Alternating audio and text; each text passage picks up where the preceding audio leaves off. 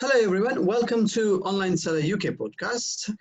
And we are doing a series of Amazon advertising tutorial and podcast. Today I've got Sreenath with me, founder of Intentwise, a cutting-edge Amazon ads platform.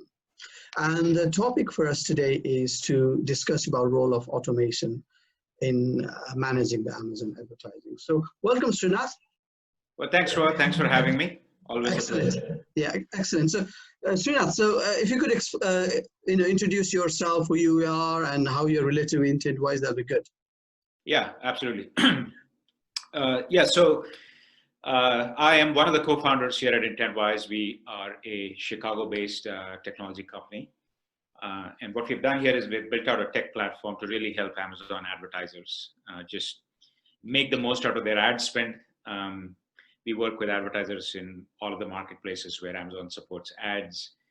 And me personally, I have been in the digital advertising space for, a little over a decade now. Oh, wow. Both as an advertiser and a solution provider. So that's a little bit about me. Okay, excellent. So over the period of time, you worked with a lot of Amazon advertisers. Just walk us through, what are the how to make the Amazon advertising successful. Yeah, no, absolutely. I know the context today is automation, but I do want to put it in the context of what are some critical ingredients that we see in successful advertisers, and we see a lot of them, right? Yeah. To me, obviously Amazon advertising is both competitive, getting more complex, but if you cut through all the noise, what we see is it really kind of boils down to 4 key elements, right? And I'm not going to touch on the basics. I assume you have great products, great reviews. We'll not go there. So that's cool. When it comes to advertising specifically, the 4 elements are you going after the right target audience? And that in search advertising translates to the right keywords, the right product targets, so on and so forth. So targeting. The second element is, are you managing your bids efficiently? So bid management, which we'll talk about more. The third aspect is measurement. When I say measurement, I'm talking about, hey, my ACoS is up, right? Do you have a process? Do you have a process to actually do diagnostics and quickly find out what your problem areas are? Or do you have a process to identify missed opportunities, which come in many forms? I'll talk about. And are you also looking at things beyond just advertising? For example, organic ranking, right? Do you have a mechanism to see while you advertise what's happening to your share of voice? How is your organic ranking improving? So I bundle all that into measurement, effective measurement, right? Yeah. And then the last thing is experimentation, which is so many things are changing these days that if you don't have a discipline to experiment, you will not find a way to leverage those new things to your advantage. Yeah. So targeting, bid management, measurement, and experimentation. And to me, I call search advertising management like the daily grind, And these 4 pieces are the essential pieces. And if you have operating discipline around these, you generally tend to do well. Okay, so let's break us down a little bit into each of these, So if not all, so let's talk about a targeting side of things, Sure. So do you go towards targeting keywords? That's the best way, or targeting ASIN is the best way, or category is the best way? What's your thought on this? Well, I mean, I think right now, I don't know that there's a choice between those. You should be targeting ASINs, you should be targeting keywords, you should be targeting categories. I know the context here is automation. Yeah. I want to touch on how automation can actually help with that, right? Yeah. One of the questions I ask when I'm on sales calls or what have you is I ask people, how often do you look at your search term report? Yeah. The most common answer is not often enough. Right? Yeah. And to me, search term report, for example, it's like the pixie dust in search marketing. Yeah. It doesn't matter who you are. Even the CMO in some form should be looking at, hey, what search intent am I spending all my money on?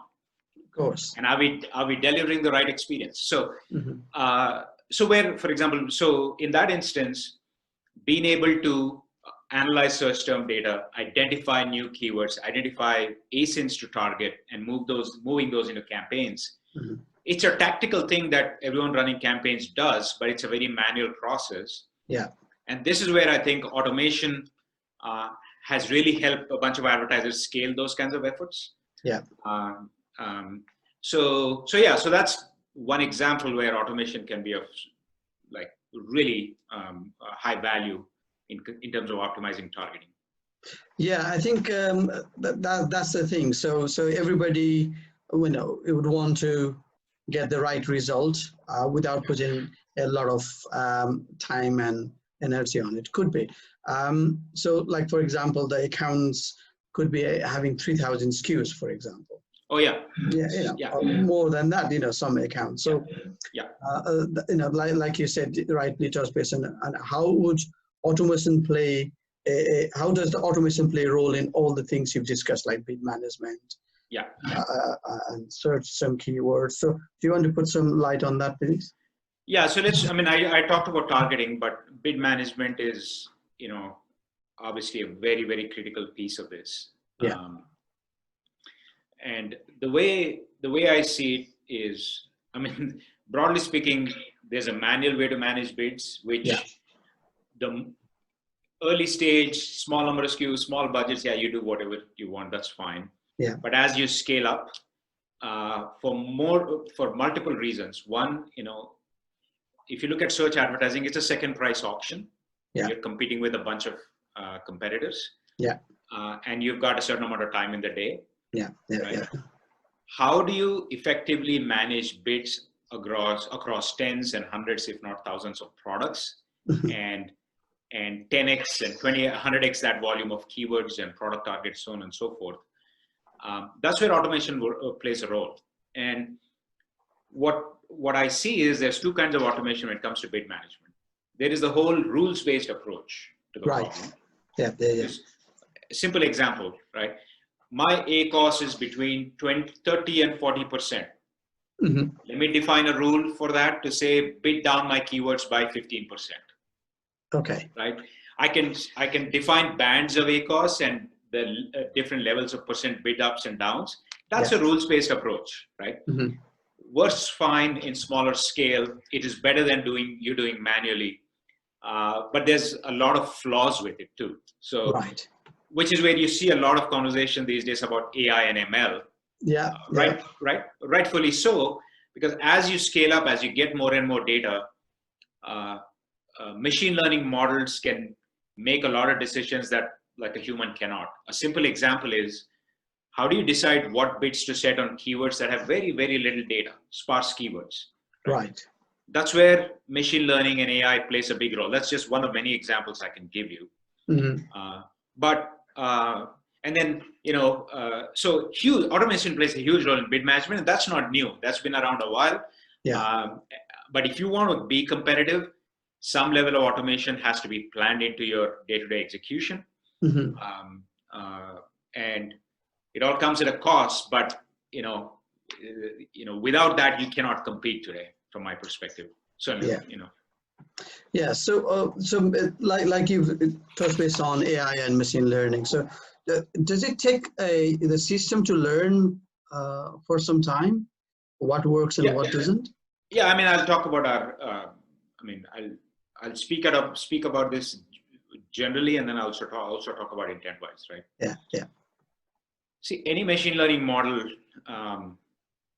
has to go through this process of collecting data, building model, sure. Test, validate, improve. So it is a living, breathing thing. Mm-hmm.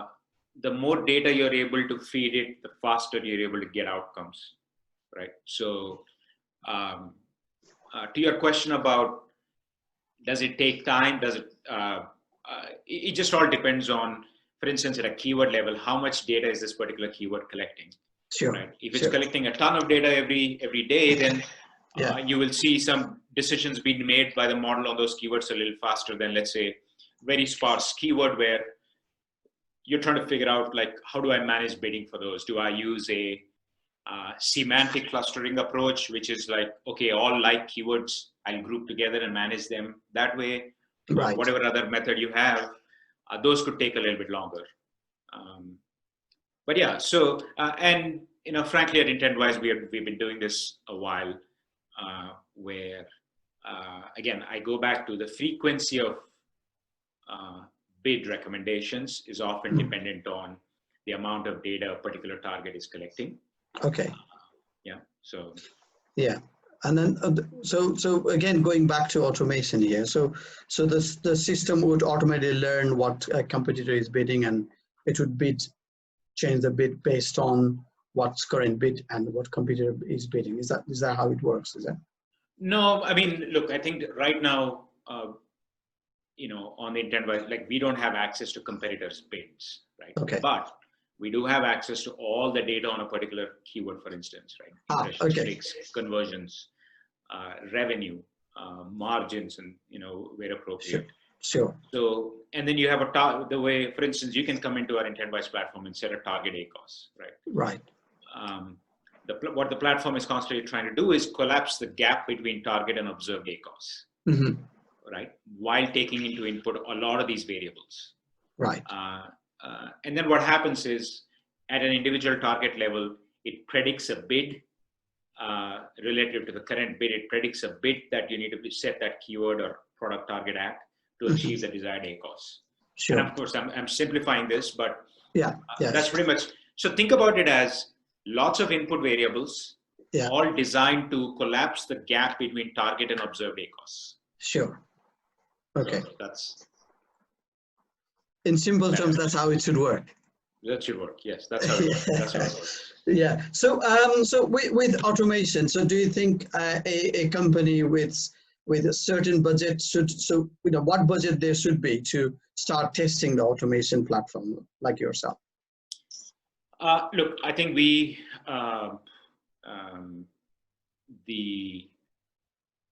automation, there's varying grades of automation, right? Like, so the more campaigns you have, the more products you have, the more data you're collecting, the more the machine learning and AI pieces come into play. But even at the basic level, right? Like, setting up things where good performing search terms get converted into keywords and product targets, right?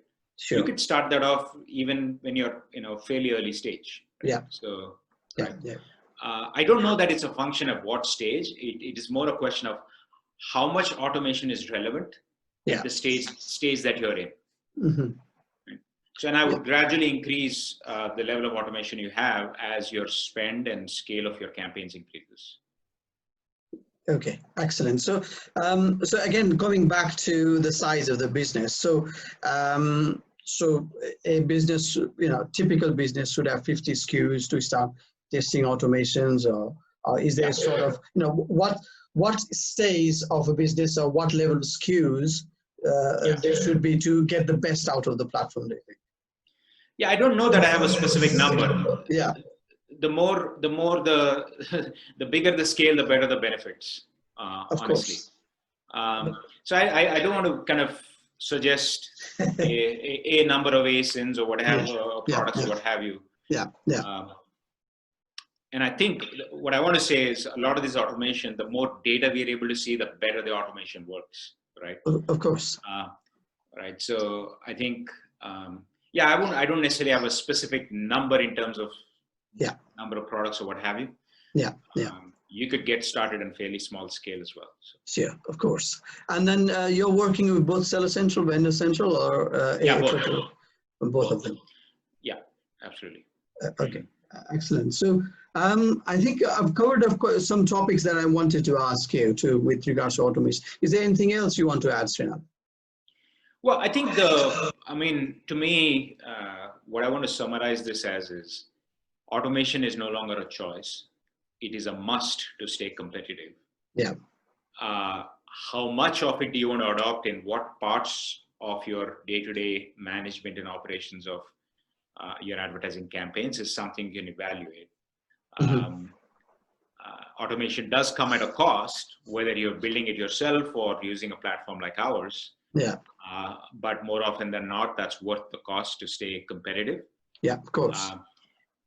Especially now in these times where e-commerce and marketplace, mix of sales for any given advertiser has just dramatically gone up. So, so from our perspective, it is key.